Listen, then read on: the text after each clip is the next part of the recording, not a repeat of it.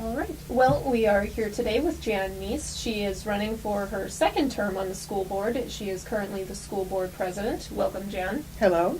All right. Well, why don't you start out telling us, why are you running again for the school board? I have been a Columbia resident for about 35 years, and ever since we had children, starting in 1974, I just have kind of been intrigued and found a niche for myself in the public school system. As a parent, as a volunteer, then I worked in a support staff role, and then I became a certified teacher. So I just have kind of lived and breathed Columbia Public Schools for most of my life in Columbia. What do you think is the school district's biggest strength? Without a doubt, the biggest strength is the staff, from the teachers to the support staff in the buildings to our administrators. Those are the people, and the people in the school building are the strength because they are interacting on a daily basis with our students who are our consumers of our product, which is our education. What do you think is the school district's biggest weakness? I don't know how to quite explain that. I think we always have to strive to increase our programming so that our students can achieve better.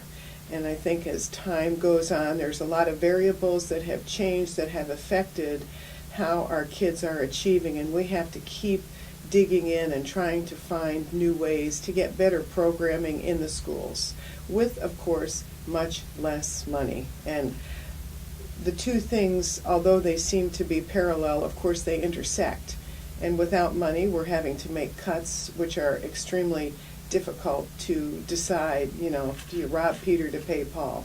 So the weaknesses are we have to keep our student achievement up with limited resources. A $120 million bond issue will be on the election ballot to construct a new high school and a new elementary school, to acquire technology, and to make building updates, including new gyms at Rockbridge and Hickman. How necessary do you think it is for voters to approve this? The school district had this plan begun in 2007 when we ran the first portion of this bond issue to build an elementary school and to build phase one of a high school. The public had been surveyed as to what they thought were some of the weaknesses of our schools in terms of buildings. Buildings are overcrowded. There were too many transitions that our students had to make between elementary, middle, junior high, and then high school. So this is in response to data that we have that supports the need in terms of the increasing enrollment. It also has to do with the kind of programming that our parents are wanting their children to be involved in terms of less transitions, because the less transitions, the better student achievement is and the better buy-in the parents have to each school. Mm-hmm. And of course we have lots of aging buildings that have to have improvements, so part of this bond issue is to cover improvements, air conditioning, roofs, infrastructure to buildings, and of course building a new elementary school too is a big portion of this, because in 5 years we foresee 1,000 new students joining our ranks. Wow. Well, you touched on this a bit earlier, but the district has faced budget reductions in recent years, resulting in cutting positions and programs, and the financial picture doesn't appear to be getting better.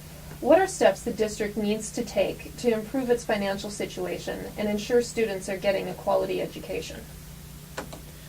For the past 2 years, the board has had a finance committee set up that works in tandem with our administration to look at budgets, to look at predictions, to look at expenses, to look at revenues. And the willingness of those people to dig in depth, to look at ratios and cost per student, we are taking looks at real data to try and see how we can manage within the very limited resources we have. I was in Jeff City yesterday and the governor spoke and he said, we're going to be $1 billion down over the next 2 years. Well, the revenue streams that we have are extremely limited from our local and our state resources, so we are having to internalize all of these things that are happening to us because of outside factors.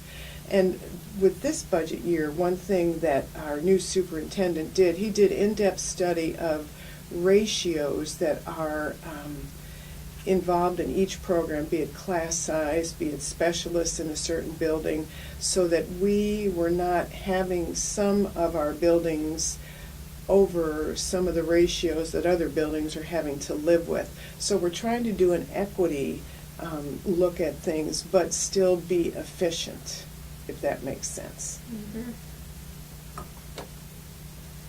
Statewide test scores released by ACT in August 2008 said many Missouri students entering college may have trouble keeping up in math and science. Yet math and science have taken a bit of a hit in recent years as the district has cut math coaches and now the science specialist program. Is the district doing enough to prepare students for college? I think the district has had many lovely programs in place when we had excellent financial resources. However, one thing, we may be changing the mode of delivery without the coaches or without the science specialists, but there still is a rigorous curriculum that our students have to follow, that our teachers have to follow, and testing is designed to reflect how that is taught in our classroom. So I think we may have different people teaching it. We may have different amounts of time. We'll probably increase the time that our students get for science in our elementary schools, especially 4th and 5th grade. So while things sound like they're negative, we're still delivering a quality education. And we hope that as curriculums are tightened up, that our test scores reflect that. But it takes a while to get that reflection after you change something. It's going to be 2 or 3 years out before we actually see the impact of some of these cuts. And so nobody really knows. Nobody really knows, but we are trying not to short our students, and we are trying to maintain the standards set by the state that we need to meet in curricular areas. Mm-hmm. And staying along that same line, what improvements, if any, would you like to see to the curriculum to better prepare students? This is another thing that has happened over the last 3 years with our board. We have now a student performance committee who is working in tandem with teachers and administrators to take a look at our curriculums, in addition to the normal methods of developing curriculum, looking at what has happened in the past with test scores and student achievement. Now there's going to be a research piece that's pretty folded into curricular adoptions, so that we can take a look at studies that have been done to say this curriculum really does produce the results that you might want as a school district. But there could be curricular mandates that come from national levels. I know that's something that's in the future. We of course have our state standards that we have to abide by for objectives and grade level measurement that has to be met. So there's always changes made that then we have to reflect in our own individual district. Mm-hmm.